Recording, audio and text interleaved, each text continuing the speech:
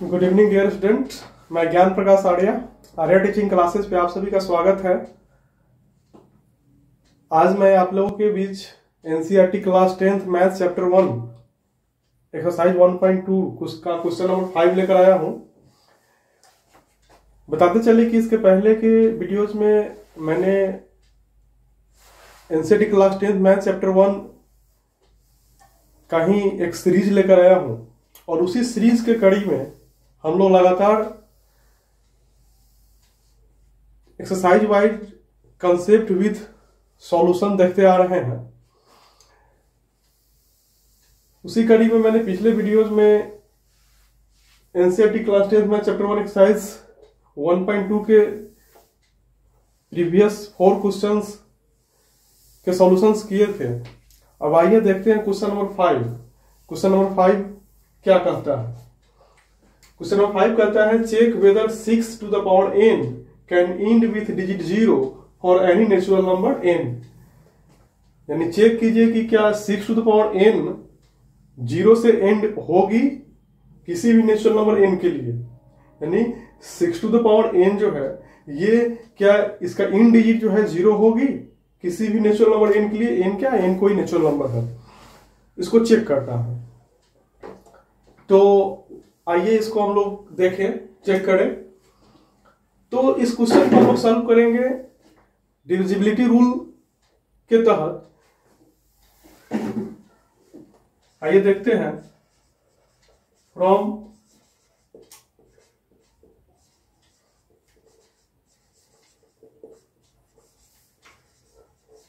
Rule.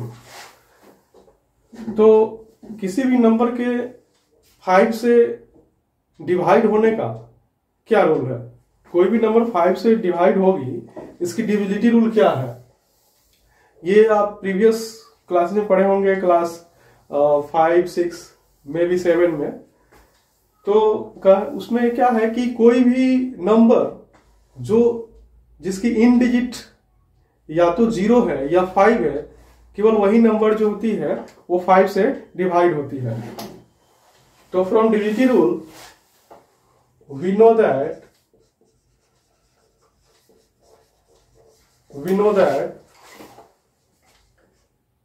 if any number end with digit 0, कोई भी number यदि कोई भी नंबर जिसका इन डिजिट 0 है तो क्या होगा? इट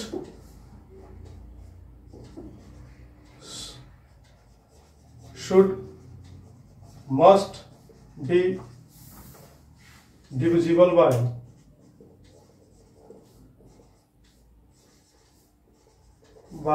5। यदि कोई भी नंबर जिसका इन डिजिट 0 है तो वो निश्चित रूप से क्या होगी? 5 से डिविजिबल होगी। इसका मतलब क्या हुआ कि जो नंबर अगर 0 से इंड हो रही है तो उसका निश्चित रूप से 5 जो होगा एक प्राइम फैक्टर होगा। यानी it means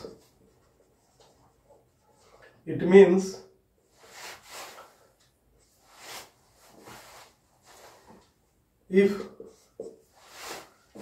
6 to the power n will end with digit 0, अगर 6 to the power n जो है 0 से एंड होगी, देन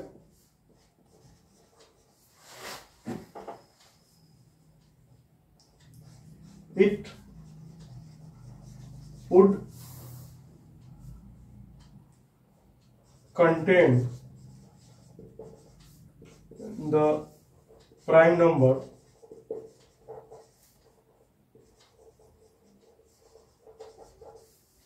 5 as its factor। तो अगर उसी कड़ी में कि कोई भी नंबर, यहाँ तो हम जानते हैं डिविजिबिलिटी रूल से कि कोई भी नंबर अगर 0 से इंड होती है तो निश्चित रूप से 5 से वो डिवाइड होगी। दैट इज इट मीन्स कि कोई भी नंबर अगर 0 से इंड हो रही है तो निश्चित रूप से 5 उसका प्राइम फैक्टर होगा।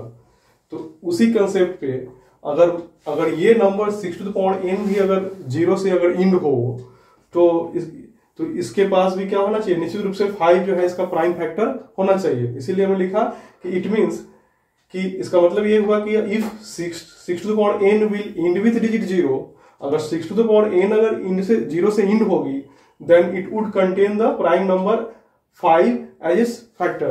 देन इसको भी क्या कंटेन करना चाहिए, 5 जो है अपने प्राइम फैक्टर के रूप में इसको भी कंटेन करना चाहिए। ठीक है, but it is not possible because, लेकिन ये पॉसिबल नहीं है। क्यों पॉसिबल नहीं है, आइए देखते हैं। 6 टू द पावर n को हम लोग क्या लिख सकते हैं, 6 टू द पावर n को हम लिख सकते हैं, 6 को क्या लिख सकते हैं 2 इंटू 3। 6 टू पावर n को क्या लिख सकते हैं 2 इंटू 3 का होल पावर n, 2 इंटू 3 का होल पावर n। और इसको हम लोग क्या लिख सकते हैं, इसको सेपरेट करेंगे तो क्या हो जाएगा 2 to the power n into 3 to the power n। ठीक है, ये जो 6 टू द पावर n है इसको हम क्या लिख सकते हैं, 6 को क्या लिख सकते हैं, 6 को लिख सकते हैं 2 इंटू 3, और इसका पावर n है तो इस 2 इंटू 3 यानी 6 का पावर होल n हो जाएगा। यहाँ पे 2 इंटू 3 का पावर होल n हो जाएगा, तो 2 इंटू 3 का पावर होल n का मतलब क्या हुआ 2 का पावर n इंटू 3 का पावर n। क्योंकि आप रेडिकल्स में जानते हैं कि किसी भी नंबर अगर a इंटू बी का अगर होल m है तो क्या हो जाता है a to the power m into b to the power m हो जाता है। तो उसी कंसेप्ट पे 2 इंटू 3, यहाँ 6 है तो 6 को हम लिख सकते हैं 2 इंटू 3, और 6 का पावर n है तो यहाँ हो गया 2 इंटू 3 का पावर होल n, और होल n तो इसके आधार में क्या लिख सकते हैं 2 का पावर n इंटू 3 का पावर n, 2 पावर इंटू 3 का पावर n। इसका मतलब हुआ कि 2 कितनी टाइम्स आएगा इस 6 टू द पावर n के प्राइम फैक्टराइजेशन में 2 कितनी टाइम्स आएगा n टाइम्स आएगा, और 3 कितनी टाइम्स आएगा ये भी n टाइम्स आएगा। तो यहाँ क्या क्लियर हो रहा है, यहाँ पे क्या क्लियर हो रहा है, here 6 to the power n has only 2 and 3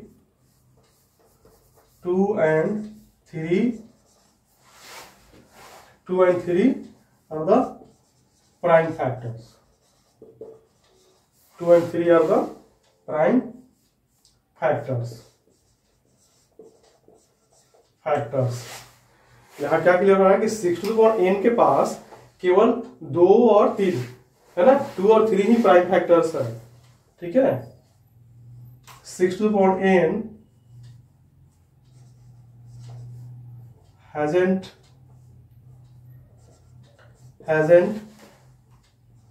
5 as its prime factor।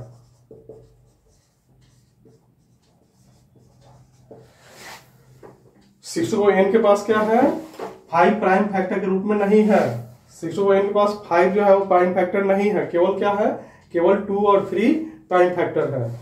ठीक है, तो इस हिसाब से अगर 6 टू पावर n के पास 5 प्राइम फैक्टर नहीं है तो 6 टू पावर n क्या 0 से इंड होगी, नहीं होगी, क्योंकि ये मैंडेटरी है कि कोई भी नंबर 0 से अगर इंड होगी तो उसका 5 जो है उसमें प्राइम फैक्टर 5 होना ही है। लेकिन 6 टू पावर n के पास केवल 2 और 3 ही प्राइम फैक्टर है, 5 तो है नहीं, सो ये नंबर कभी भी 0 से इंड नहीं होगी। इसका मतलब हुआ hence 6 to power n will not divisible by 5। 6 to power n 5 से डिविजिबल नहीं होगी, और 5 से डिविजिबल नहीं होगी तो ये 0 से भी इंड नहीं होगी, क्योंकि 0 से इंड होने के लिए 5 प्राइम फैक्टर चाहिए था, 5 इसका प्राइम फैक्टर नहीं है। So hence we can say that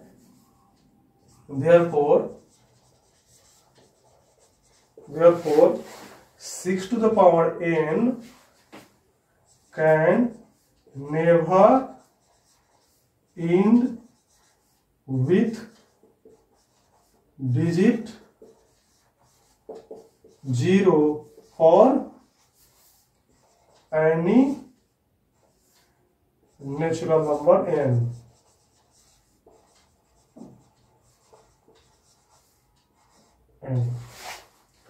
यानी कि इससे यह क्लियर हो रहा है कि 6 टू पावर n कभी भी 0 से इंड नहीं होगी, चाहे n कोई भी नेचुरल नंबर हो।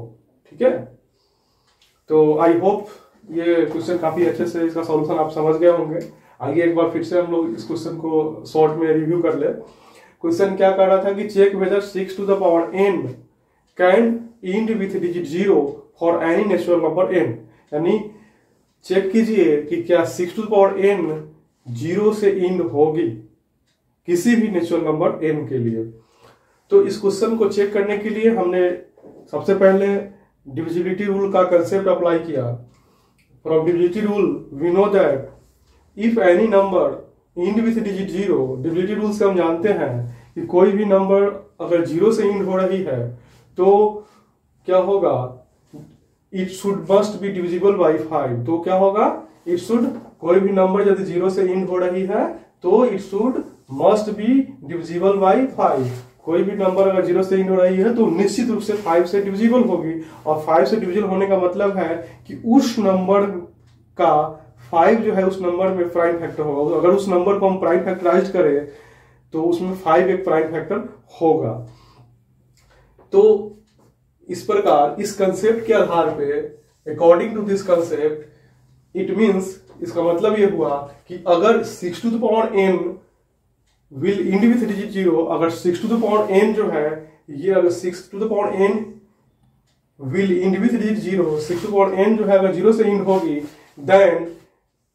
then it would contain the prime factor 5 as its factor, prime number 5 as its factor।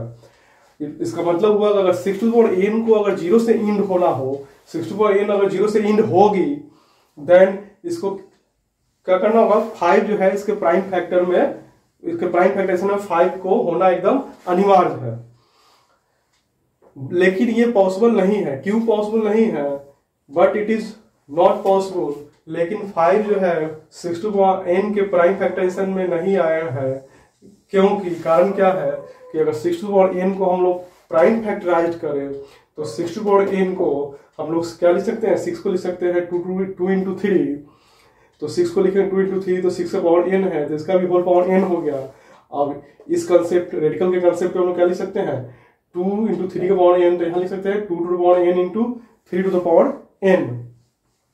अब यहां से मतलब हुआ कि 6 टू द पावर n के प्राइम फैक्टराइजेशन में 2 जो है n टाइम्स आएगा और 3 जो है n टाइम्स आएगा। यानी केवल 2 और 3 ही आएगा, 2 n टाइम्स आएगा और 3 n टाइम्स आएगा। तो इसका ये फाइनली यहां से क्या क्लियर हो रहा है, यहां से फाइनली क्या क्लियर हो रहा है कि 6 to the power n has only 2 and 3 are the prime factors. यानी 6 टू द पावर n के पास केवल 2 और 3 ही प्राइम फैक्टर है। 6 to the power n hasn't 5 as its prime factor. यानी 6 टू द पावर n के पास 5 जो है प्राइम फैक्टर नहीं है। और 5 यदि इसका प्राइम फैक्टर नहीं है तो hence 6 to the power n will not be divisible by 5। चूंकि 0 से इंड होने के लिए या 5 से डिविजिबल होने के लिए 5 उसका प्राइम फैक्टर होना चाहिए, लेकिन ये 5 जो है इसका prime factor 6 to power n का प्राइम फैक्टर नहीं है। सो फाइनली हम क्या कर सकते हैं, चूंकि 5 इसका प्राइम फैक्टर नहीं है, so 6 to power n can never end with digit 0 for any natural number n। क्योंकि किसी भी नंबर को 0 से इंड होने के लिए उसका प्राइम फैक्टर 5 होना था, लेकिन 6 टू पावर n के पास केवल 2 और 3 प्राइम फैक्टर है, 5 नहीं है। इसलिए therefore 6 to power n can never end with digit 0 for any natural number n। इस तरह से ये क्वेश्चन कंप्लीट हुआ। आई होप काफी अच्छे से आप समझ गए होंगे। आप चाहे तो इसका स्क्रीनशॉट ले सकते हैं या नोट डाउन कर सकते हैं। मिलते हैं अगले वीडियो में क्वेश्चन नंबर 6 के साथ।